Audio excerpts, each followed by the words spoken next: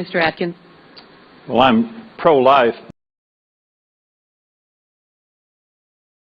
When Allison Grimes was running against Mitch McConnell, Allison Grimes released an ad that said that she was in favor of stronger borders and some other right-wing conservative shit. And when she said that she was in favor of borders, because Kentucky is so far removed from the borders, the very few Hispanics that are there are legal or they are working out in the tobacco fields. So the cheap immigrant labor is being brought in by the farmers. So who's going to do the tobacco work? Who's going to, pitch hay? Who's going to do all that hard labor that most white people don't want to do anymore? So that's going to be a drain on Kentucky farmers. So when Allison released the ad about, being strong on the border, I don't know if she was for the wall, but Daniel Cameron, and it's Daniel, I know I said David several times, but they sound very similar, Daniel, David, so Mr. Cameron, right, so I guess we got to say Mrs. Grimes, but Daniel Cameron released an ad that said, he's in favor of the border wall. What the fuck does that have to do with the Attorney General of Kentucky? Kentucky has, their own issues. You got the national issues, and then you got Kentucky issues. There is not an influx of a ton of, illegal folks coming into Kentucky. That is just not happening. That is not a problem. That is not an issue. He's not going to mention poverty. He's not going to mention democracy. He's not going to mention freedom in the schools. He's not going to talk about police brutality.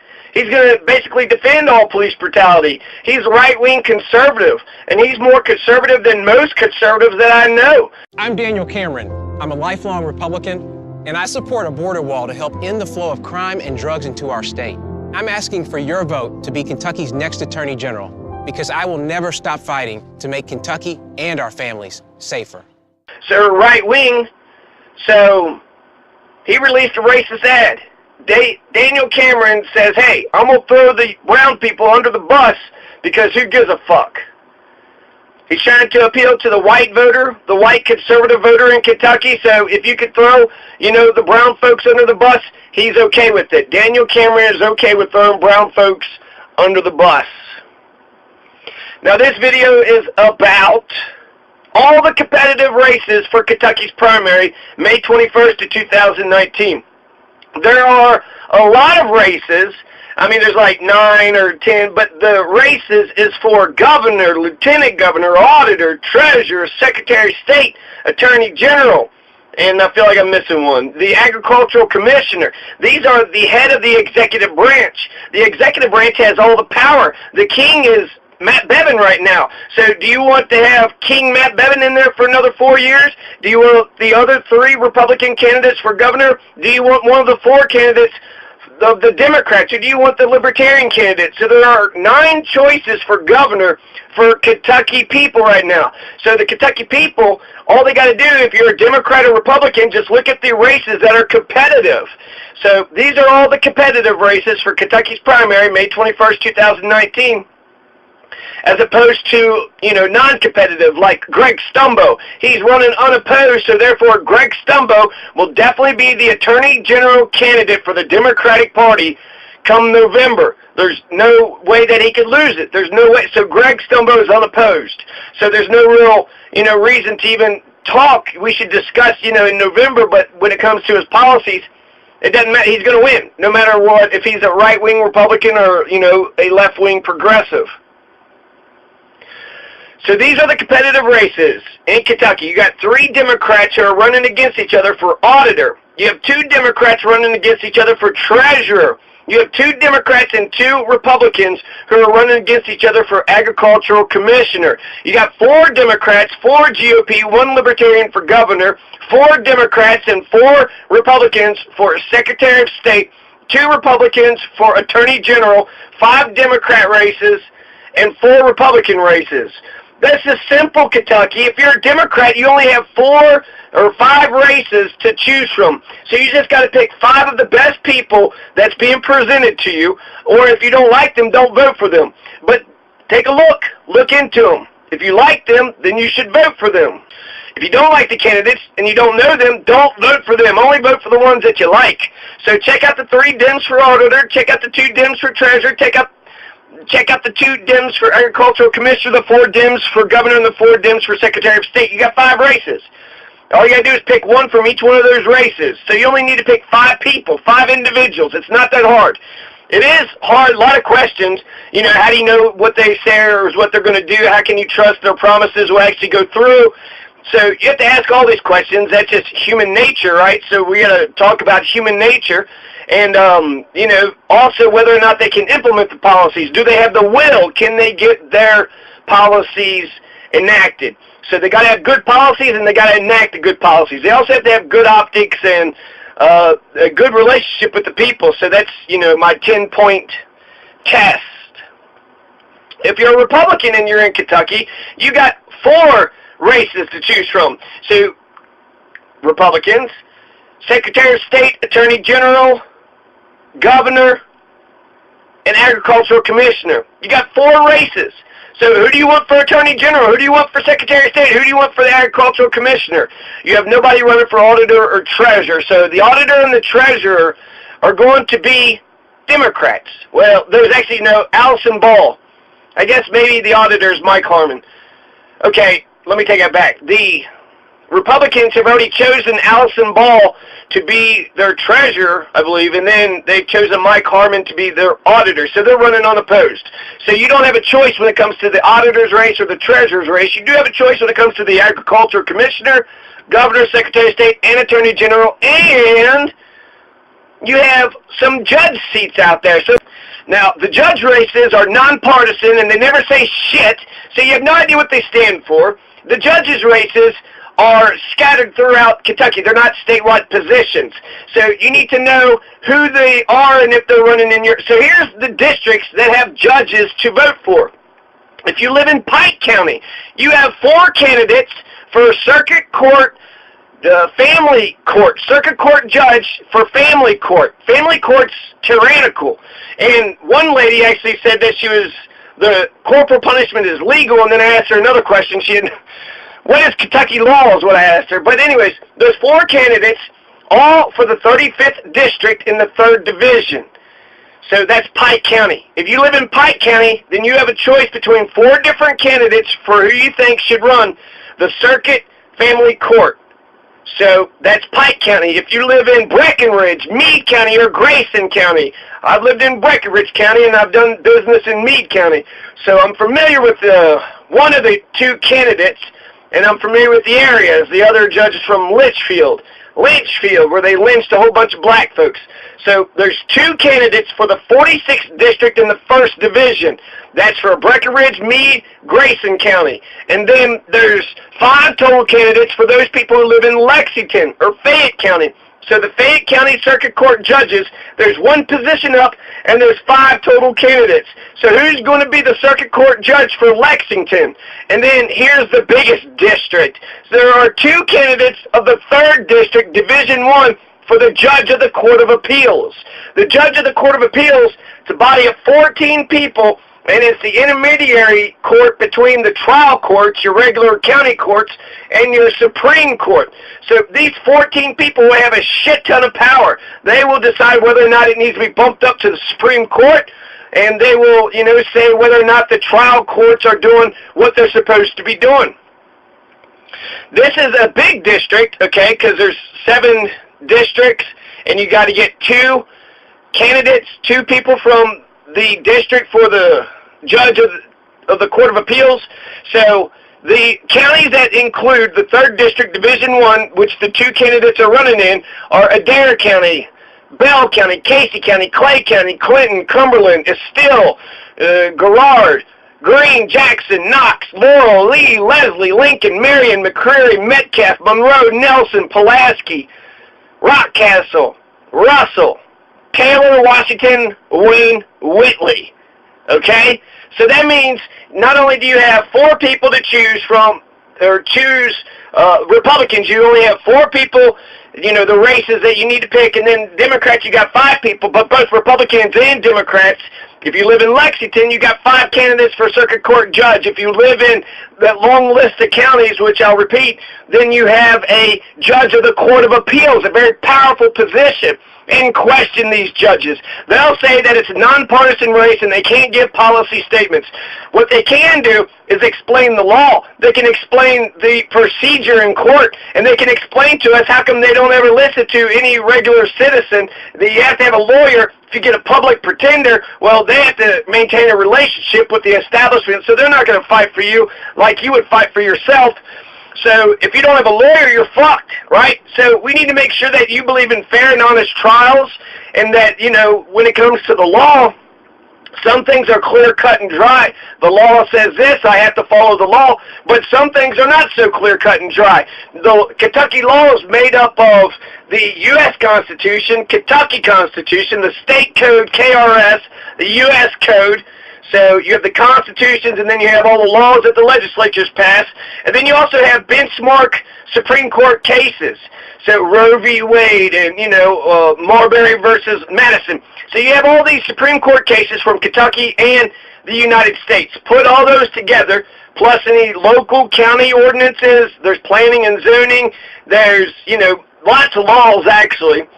But if you're able to, and then there's common law, too. In Colorado, common law is not upheld. It must be written down. You can't say, well, we've been living together for 7 years, we're common law married. You didn't get married, you're not married. Common law does not apply in Colorado. Common law may apply in Kentucky. So if you read the U.S. Constitution, the Kentucky Constitution, the U.S. Code, and the Kentucky State Code, that should cover most of it. And then read some of those, you know, hallmark, benchmark Supreme Court decisions, because Supreme Court decisions essentially say we looked at the law and this is how we interpret it. So that's the point of having the Supreme Court, is to interpret the laws. And then if you live in Breckinridge, Meade, and Grayson County, you got 2 candidates. If you live in Pike County, you got 4 candidates. One for Circuit Family Court Judge, Pike County, and then the District Judge of Grayson, Meade, and Breckinridge County. So this is the election. There are no initiatives, no questions on the ballot, so they're not even being asked about specific policies. They're only being asked who's going to rule over them. So Kentucky, who do you want to rule over you? And while that's, you know, kind of a ironic question, you can choose somebody who will not, you know, if you know one person to not be a good person. So let's just take the district judge. So you have Butler Bradley, who's running in this district judge race in Breckinridge County, Meade County, and Grayson County. Well, I know that Butler Bradley is no good. Butler Bradley sucks. He is bad when it comes to freedom of speech. He's not a fair prosecutor. I don't know if it's, he also has a private business and a public business. So if you want a free county attorney, just go in there and pay him for a private attorney services, right? Go in there and pay for a private attorney, get the county attorney for free. When you're a politician, you should get out of most of your businesses. If I'm a politician and I'm running a hotel, well, hell, I want people to keep going to my hotel. I want to take that taxpayer money, right? Just keep on taking all the money. I got a business, and then I want to pass some policies that'll be good for the hotel. I could prosecute anybody that, you know, fucks up and does some stupid shit there. So, my God, if I'm a judge and I own a hotel, then I'm going to just be making fucking bank. It's also corporatism. There used to be laws that said that if you were a public servant, then you couldn't have any private businesses. That's the way it should be. Give those private businesses to, you know, the corporation, to the board, to your family, but you cannot profit personally on that shit. Now, how am I supposed to trust that you're going to use my tax money correctly when you're going to make sure you're covering your own ass? So I know that Butler Bradley, he doesn't interpret the law right. He's opposed to freedom of speech. He's corrupt. I don't know the other person who's running because they don't talk about their issues. But what they can talk about is Kentucky law. They could say this is how the law is. This is what the law reads. So it's not their personal beliefs, but it's their, you know, understanding of Kentucky law. So that's a fair question. And then also how they run trial courts. Do you make sure that, you know, you're fair with everybody, or is everybody guilty until proven innocent? With Butler Bradley, you're guilty until you're proven innocent. So you walk into Butler Bradley's court when he's the attorney, the county attorney, this is how I know what kind of judges he is going to be, right? He's going to go ahead and prosecute the cases of the people that file first. And probably his friends and his family And the rapist cops, they had a problem in Breckinridge County where they had cops who were raping, statutory rape, a 15-year-old, and they were sharing her.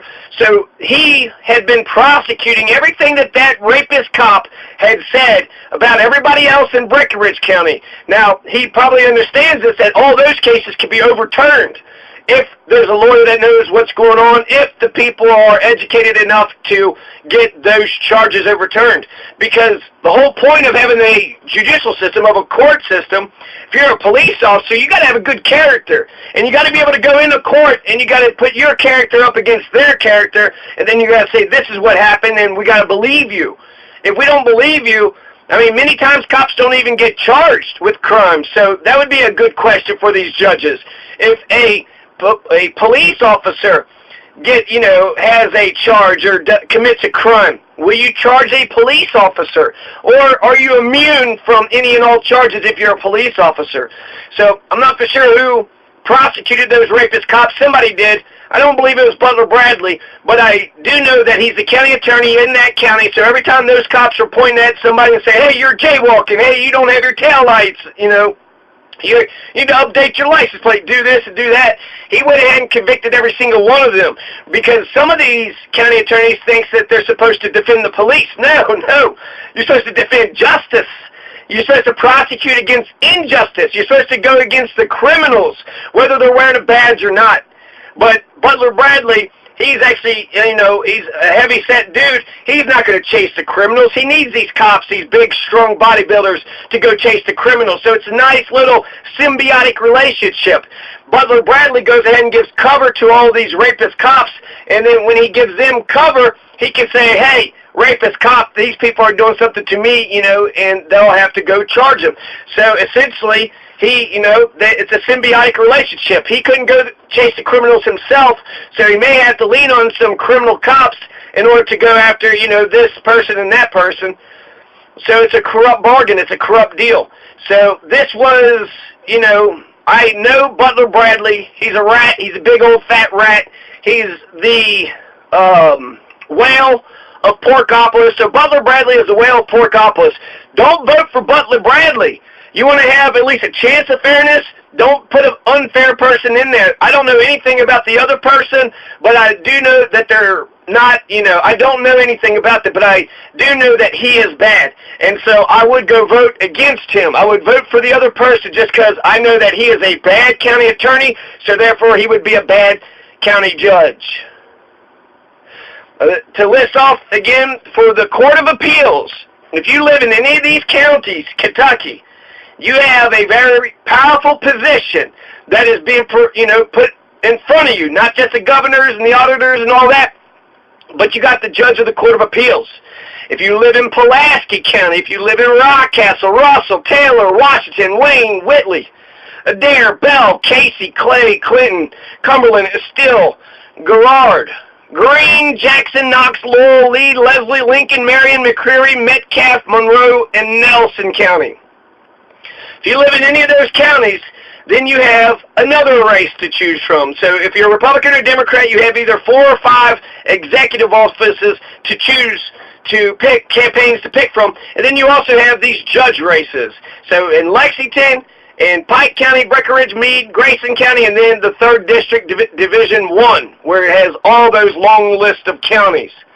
So there are 4 judges races that are competitive. So you may have to, vote for a judge also. Okay? Democrats, Republicans. If you're a Republican, you got 4 races to choose from and maybe 1 judge. If you're a Democrat, you need to pick 5 individuals that you like, that you support, that you want to be the leader that's better than all the rest. You got 5 of the executive races and then possibly 1 judge race. So you might have to pick 6 individuals, Kentucky, at the most. At the very most, you may have to choose 6 individuals that you like, that you think would be good to lead the Commonwealth, the bluegrass state. Okay? All right. Now that you know, now let's, talk about the policies. Republican Secretary of State candidate Carl Nett says there are many things that set him apart from the pack, one of which is that he is the only American to have protected a wartime president after 9/11, pursued terrorists overseas, and dealt with the aftermath at Joint Task Force Guantanamo.